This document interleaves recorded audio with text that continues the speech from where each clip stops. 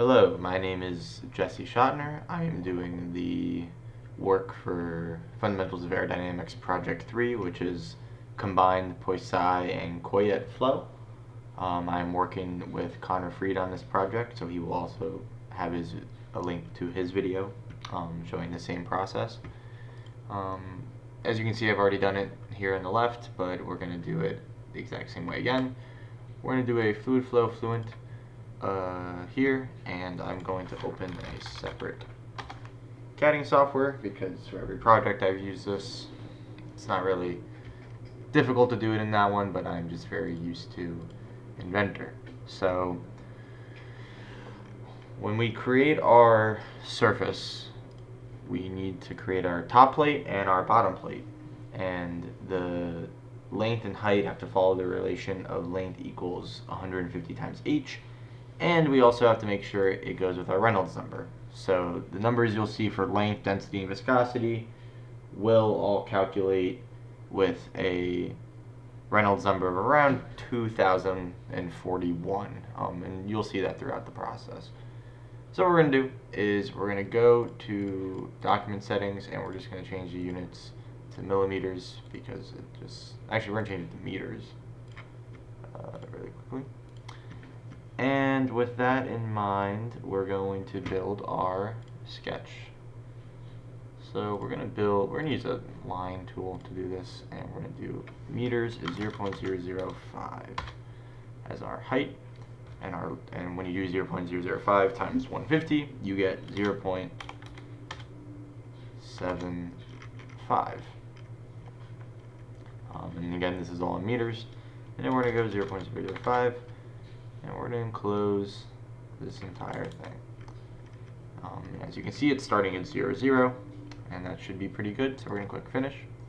And just so the units don't have an issue, okay, now it's in meters, we're good. Because they did in millimeters last time, but it's not a big deal. So we're going to do Patch, we're going to go here, we're going to click OK, and we have our surface, which is our top and bottom plate. We're going to click Save As, and we're going to name this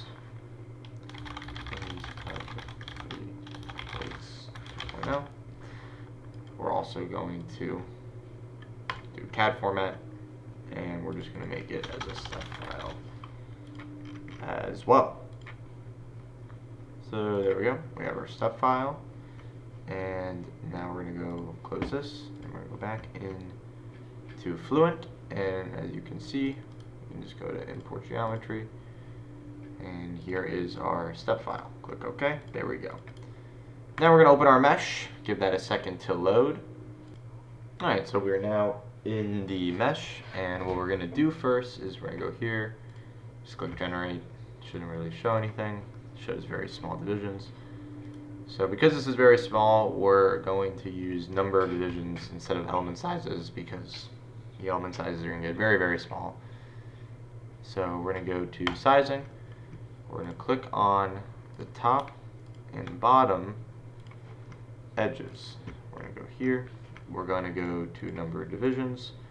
We're going to go to 1,000 divisions on this. And we're going to click this off, and we're going to make this hard, which just gives us the cells we want. And it doesn't give us any issues with the mesh generation. So we're going to click Generate. And now it should take a second. There you go. And if we look at our mesh, we can see it's very fine, but it's also very precise, which is good. It's not giving us any jumbled stuff. So we're going to go to Insert. We're going to do Sizing again. We're going to click on the inlet, which we haven't named yet, but that is the inlet. And we're going to click on the outlet. We're going to click Apply, and we're going to do the same exact thing with number of divisions, except we're going to do 50. Capture curvature off, behavior hard, blend to neighbors, no. I'm going to click a little generate there. Should take a second. Perfect. Go to mesh. As you can see, it is very fine at the front and the back. And we just got a little error there, but that's okay. What we can do is we can go to mesh, and we go to face meshing and add this. We click apply. Done. Everything here is okay. Quadrilaterals, we can do that. Click generate, and that should give us a pretty fine mesh. This error doesn't matter. It's still okay, because as you can see, everything is perfectly even across the mesh. So with that in mind, we're going to create our name selections. So we're going to select this. We're going to go here. This will be our inlet. Nope. There we go. Create name selection. This will be our outlet.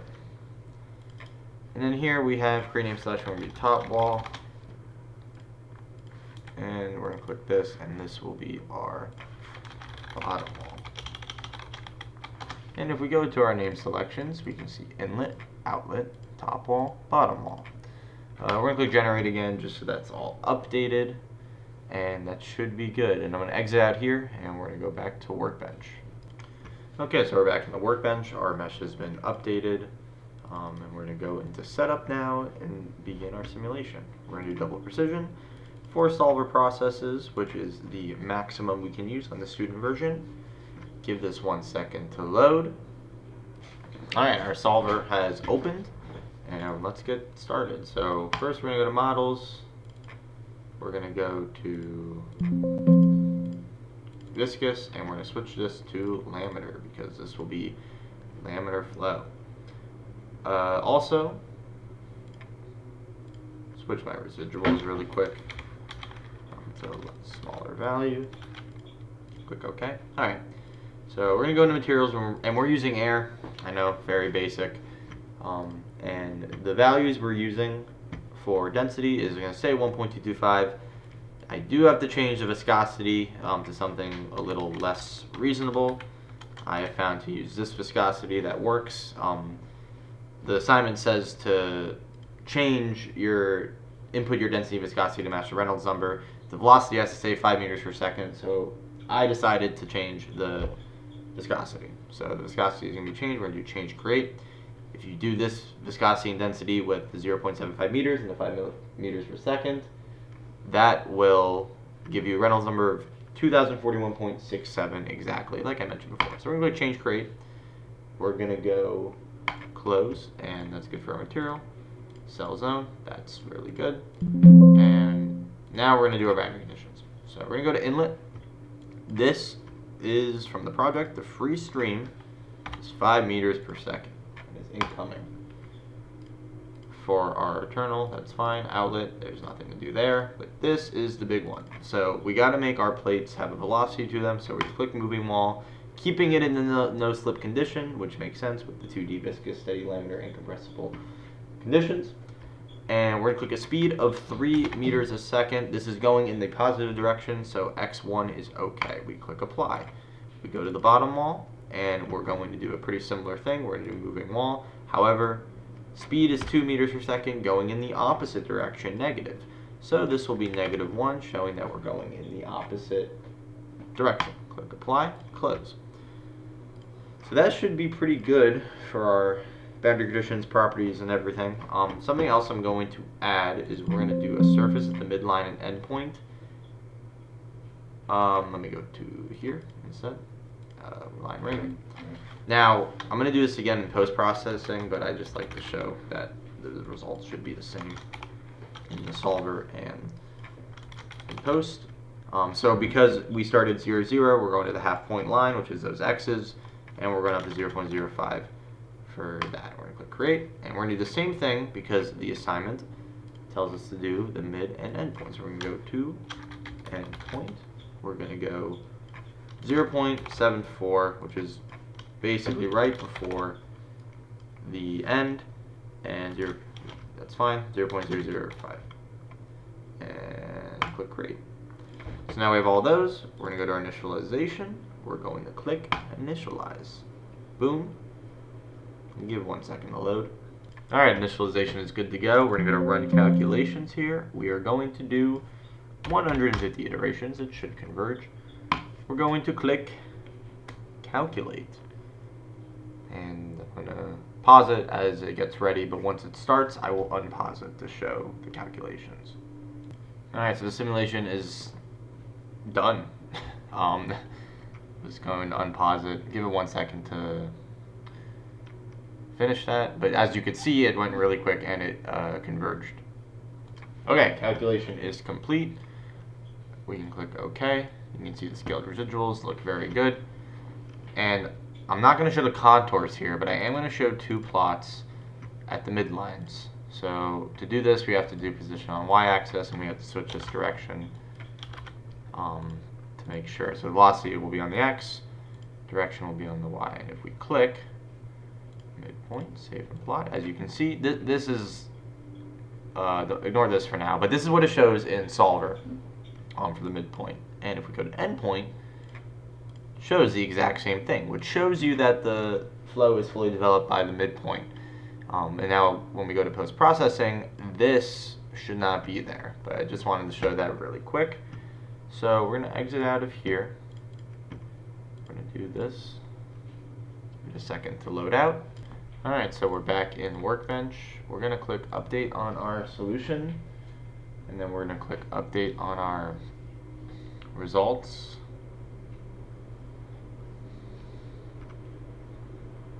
And give it a second. Alright, so the solution has been updated. We're going to click Update on Results as well. And that's very quick. So now we're going to go into post-processing, and we are going to show the contours for the velocity, the contours for the pressure, and the velocity profile. So let's do it. So first we're going to show our contours really quick. We're going to do velocity contour. We're going to click on Symmetry 1. We're going to do velocity. You can also do velocity U. It should show the same exact thing. Click Apply. And as you can see, we have our velocity, which is similar to our profile. It's high in the top region and it's low in the bottom region. Very, very low. So that's our velocity profile, or contour, excuse me. We're going to go to pressure contour, and we're going to do the same exact thing. We're going to click Symmetry 1, Global, more contours, and there's our pressure, which follows a very similar trend, which also makes sense because it's mainly dynamic pressure in this system. And we're going to go to charts now. But before we go to charts, we need to create lines. So we're going to create our midpoint line, just like we did in the solver, and then we're going to click here. So these are x's, so these are going to be the same, 3.75 in the middle of our 0.75.